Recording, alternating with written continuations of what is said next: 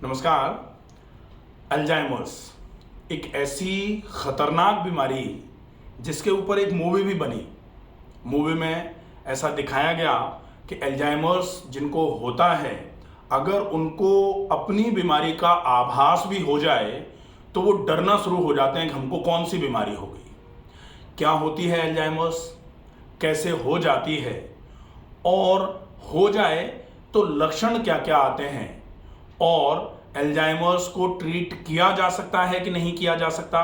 Medically बोला जाता है कि treatment can help but this condition can not be cured. लेकिन अगर हम अपने लाइफस्टाइल को बहुत अच्छा कर लें और अपनी बॉडी की हीलिंग टेंडेंसीज जो हैं उनको एकदम से प्रोमोटिव वे में प्रमोट करें तो हम इसके प्रोग्रेशन को रोक सकते हैं और निश्चित ही अपने पूरे जीवन काल में आपको इस समस्या की वजह से कोई दिक्कत ना आए, इसका प्रयास किया जा सकता है। प्रयास किया जा सकता है तो एक चीज हमेशा याद रखने वाली होती है कि प्रयास का फल हमेशा ही मिलता है। अगर आप प्रयास भरपूर करते हैं, अपना पूरा दम लगा करके प्रयास करते हैं, तो निश्चित ही ईश्वर आपके प्रयास का फल आपको जरूर देता है। तो एक सेंटेंस और कहा जाता है कि nothing is impossible in this world. ये जो कहने के लिए नहीं है, ये होने के लिए भी है।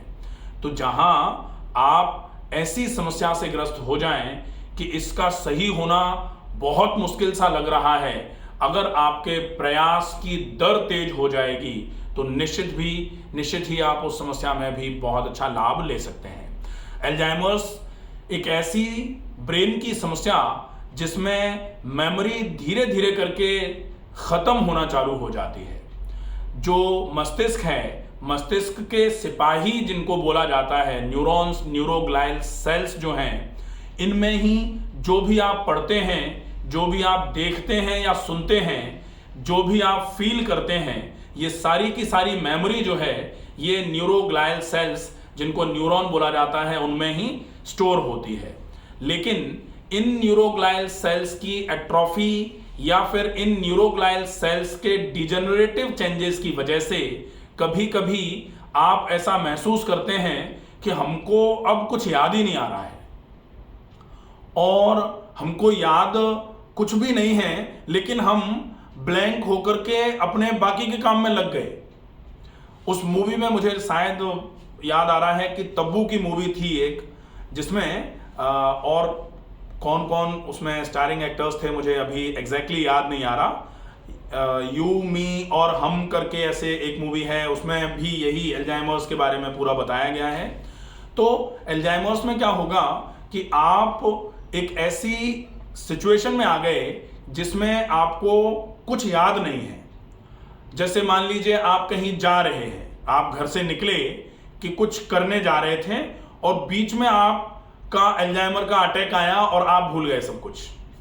अब आपको पता ही नहीं घर से क्यों निकले थे, अब आपको पता नहीं कि कहाँ जाना है, अब आपको पता नहीं कि आप कौन हैं, अब आपको पता नहीं कि आपका कौन कौन है, बेटा, बहू, बच्चे, माँ, बाप, कौन है, आपको पता ही नहीं है। तो ऐसी कंडीशन निश्चित ही थोड़ी भयावह होती है। इस कंडीशन का उपचार कितना संभव है ये हमारे प्रयास पर ही डिपेंड करेगा। अगर हम बहुत अच्छा प्रयास करें तो निश्चित ही हमारे प्रयास इस बीमारी से हमको दूर रख सकते हैं, इस बीमारी से हमको निजात भी दिलाने में मदद कर सकते हैं। अब प्रयास में हम क्या कर सकते हैं? सबसे पहला काम जो है वो है स्ट्रेस और एंजाइटी से ऐसे हट जाइए, या अगर किसी को अल्जाइमर हो गया है और उनके घर वाले, परिवार वालों को पता लग गया है, तो उस व्यक्ति तक स्ट्रेस बिल्कुल भी ना पहुंचे। ये उनके घर परिवार वालों की नैतिक जिम्मेदारी होती है, क्योंकि अगर अल्जाइमर्स का पेशेंट स्ट्रेस लेगा, एंजाइटी में आएगा, तो अल्जाइमर्स के बढ़ने की जो रेट है वो और ज़्यादा बढ़ जाएगी। उसकी वजह से अल्जाइमर्स लगातार, प्रोग्रेसिव डिसऑर्डर तो वैसे भी है, और प्रोग्रेसिव है, डिजेनरेटिव है, बीमारी प्रोग्रेशन पर जाती है और शरीर को धीरे धीरे करके डिजेनरेट करती है, तो बड़ी ही प्रॉब्लमेटिक कंडीशन हो सकती है। इसलिए आप इस बात का विशेष ध्यान रखें कि स्ट्रेस एंजाइटी से दूर रहें, बहुत ज़्यादा एक्सर्शन ना हो, प्रॉपर बॉडी और मेंटल लेवल पर आप रेस्ट का पूरा ध्यान रखें, आप मेंटली बिल्कुल प्रॉपरली साउंड रहने की कोशिश करें। ज़्यादा से ज़्यादा ऐसा अभ्यास जो आपके पूरे के पूरे शरीर और मन को खुश और मजबूत रखने का काम करे, वो अभ्यास आपको करना चाहिए।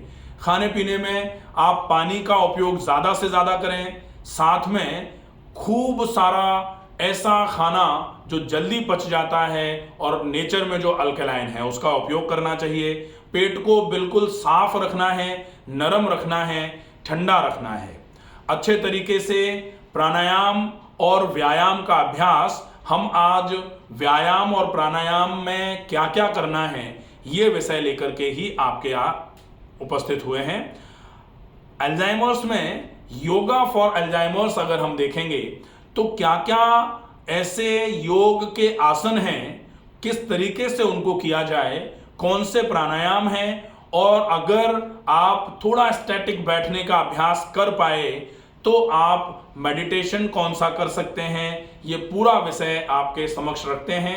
आज हमारे पास डेमो के लिए उपस्थित हैं डॉक्टर अर्क प्रभादास अधिकारी जी। ये आपको बताएंगे कि कौन से आसन को किस तरीके से किया जाना चाहिए कि वो आसन अल्जाइमर्स में आपके लिए इफेक्टिव हो। हम सबसे पहले खड़े होके करने वाले आसनों का अभ्यास करेंगे।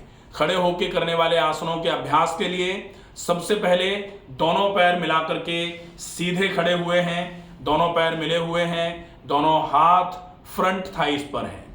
पहला आसन का नाम है वृक्षासन। वृक्षासन के लिए, वृक्षासन जो है ये कंसंट्रेशन इंप्रूवमेंट के लिए भी है और बैलेंसिंग आसन भी है। इसमें आपके ब्रेन को पूरे तरीके से एक्टिव मोड पर रहना होता है, तो आप अपने शरीर की बैलेंसिंग के साथ में अपने पूरे मन को एक्टिव मोड पर लगाते हुए, ताकि आपके ब्रेन की फंक्शनल एबिलिटी अच्छी हो जाए, इंप्रूव हो जाए, उसके लिए यह आसन आपकी मदद करेगा। पहले दाहिना पैर घुटने से मोड़ करके दाहिने पैर की एड़ी को बाएं पैर के रूट ऑफ थाई पर लगाना है। दोनों हाथों को श्वास को भरते हुए कंधे के बराबर ऊंचाई में उठाना है। श्वास को छोड़ा, हाथ आसमान की ओर, हथेलियां आसमान की ओर, फिर श्वास को भरते हुए आप हाथों को नमस्कार मुद्रा में ऊपर की ओर ले जाएंगे, इस तरीके से।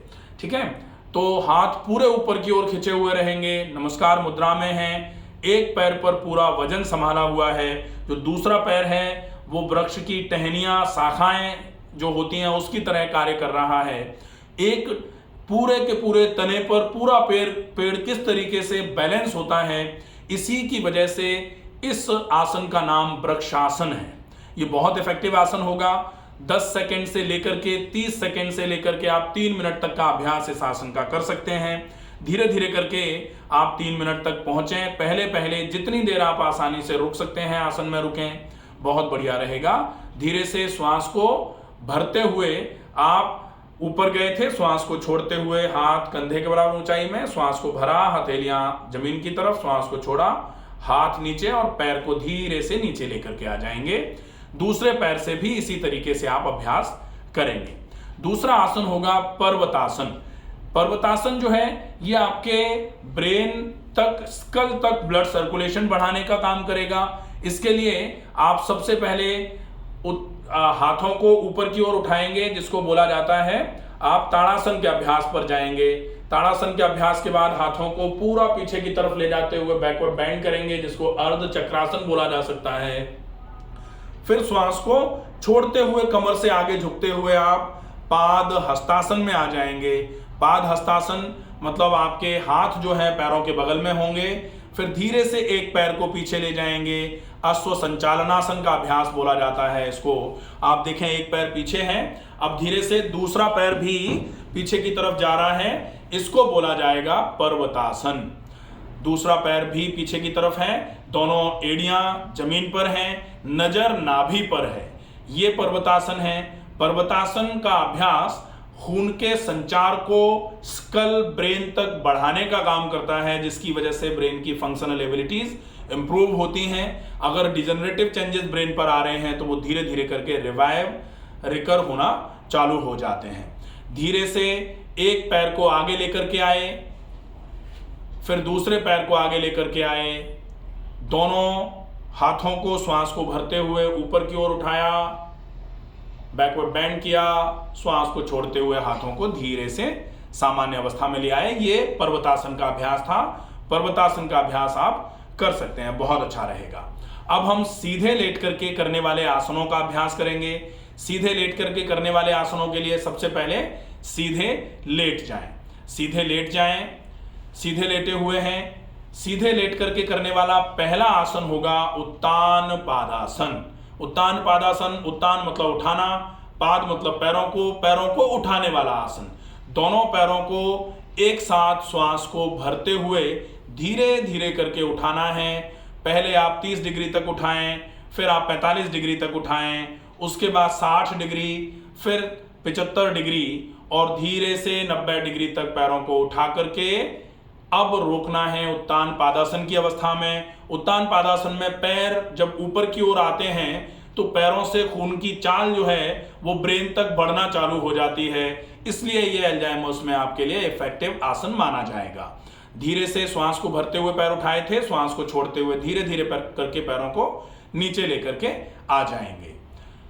सामान्य अवस्था में एक बार लंबी और गहरी श्वास भरें, पूरी भरी गई श्वास को धीरे से छोड़ देंगे।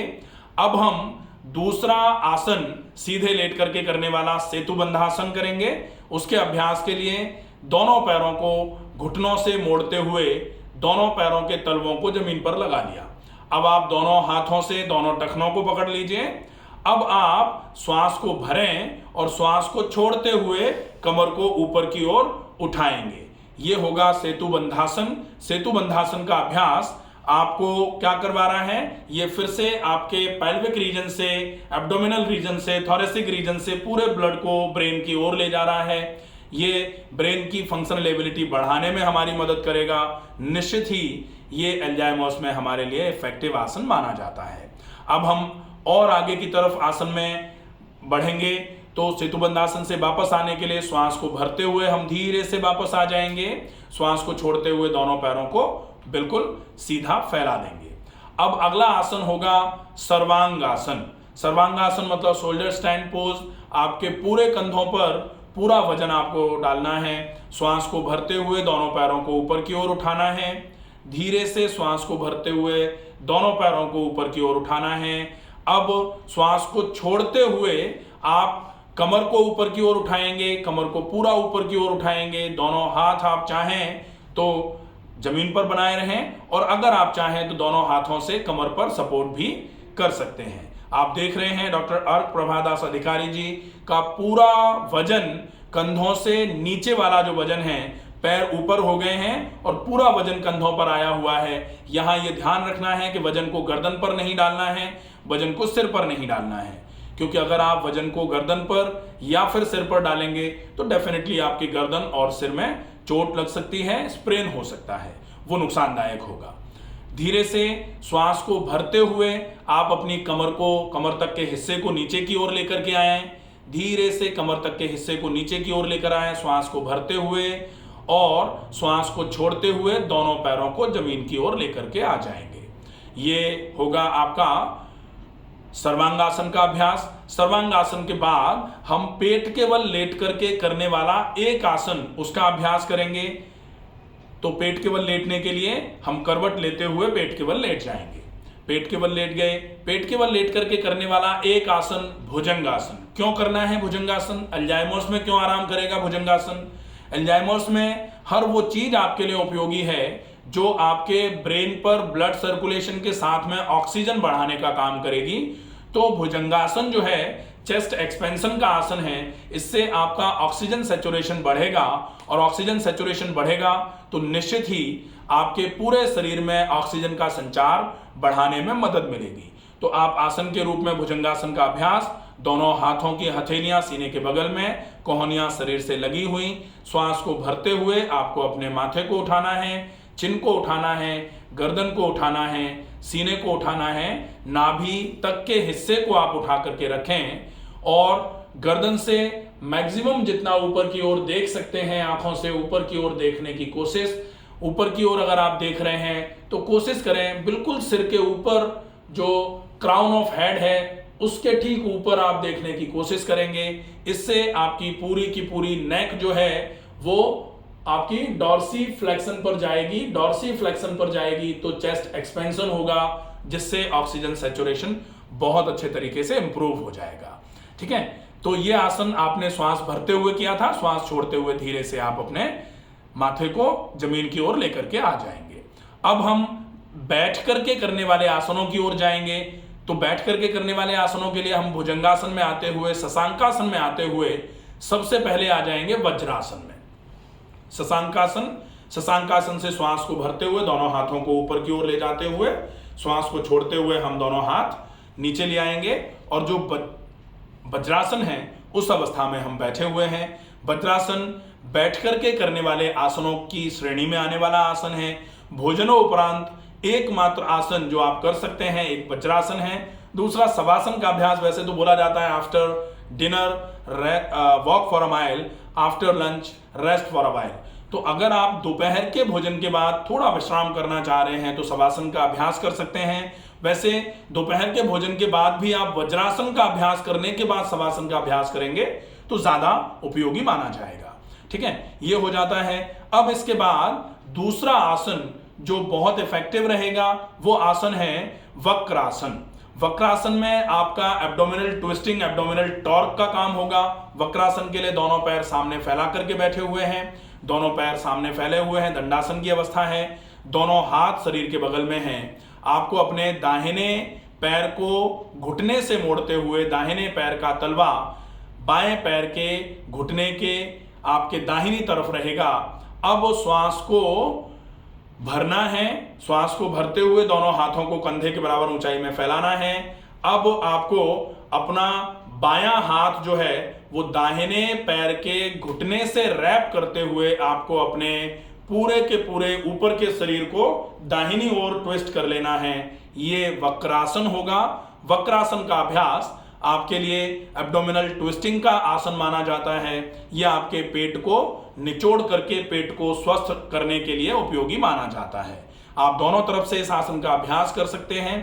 10 सेकंड से लेकर के 30 सेकंड से लेकर के लगभग 3 मिनट का अभ्यास आप इस आसन का एक बार में कर सकते हैं। बहुत अच्छे तरीके से यह आसन आपका लाभ करवाएगा। अब हम बैठ के करने वाला एक आसन फिर से चेस्ट एक्सपेंशन का आसन है ऊष्ट्रासन। उसका अभ्यास करेंगे। ऊष्ट्रासन के लिए सबसे पहले वज्रासन में आए, एक पैर को घुटने से मोड़ा, दूसरे पैर को घुटने से मोड़ा, दोनों पैरों की एड़ियां दोनों रेस्पेक्टिव हिप पर लगी हुई हैं रेस्पेक्टिवली। उसके बाद आप नीलिंग की अवस्था में आ गए, घुटनों के बल खड़े हो गए। अब आपको श्वास को भरते हुए दाहिने हाथ को ऊपर की ओर उठाना है। श्वास को छोड़ते हुए दाहिने हाथ की हथेली को दाहिने टखने पर रख देना है। फिर से श्वास भरनी है, बाएं हाथ को ऊपर उठाना है, श्वास छोड़ते हुए बाएं हाथ को बाएं टखने पर लगा देना है। अब आप अपनी गर्दन को पूरा हैंग कर देंगे पीछे की ओर। अब आपको सीने को पूरा आगे की ओर धक्का मारना है। ये बहुत अच्छा आसन होता है ऊष्ट्रासन। चेस्ट एक्सपेंशन का आसन है।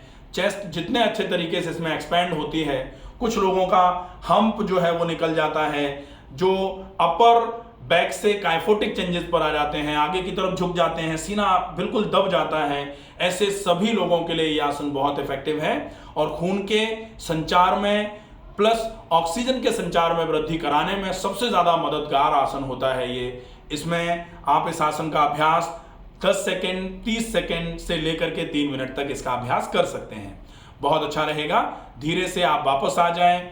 वापस आने के बाद चूंकि आपने बैकवर्ड बेंडिंग किया था तो थोड़ा सा फॉरवर्ड बेंड करते हुए शशांकासन का अभ्यास करेंगे। शशांकासन के बाद में फिर से श्वास को भरते हुए दोनों हाथों को ऊपर की ओर उठाया, श्वास को छोड़ते हुए धीरे से हाथों को नीचे लेकर के आ जाएंगे। ये आसन हो जाएंगे आपके पूरे जो अल्जाइमर्स में आपके लिए मददगार साबित होंगे। प्राणायाम में नाड़ी शोधन अनुलोम विलोम का अभ्यास आप करेंगे। नाड़ी शोधन अनुलोम विलोम किस तरीके से किया जाएगा?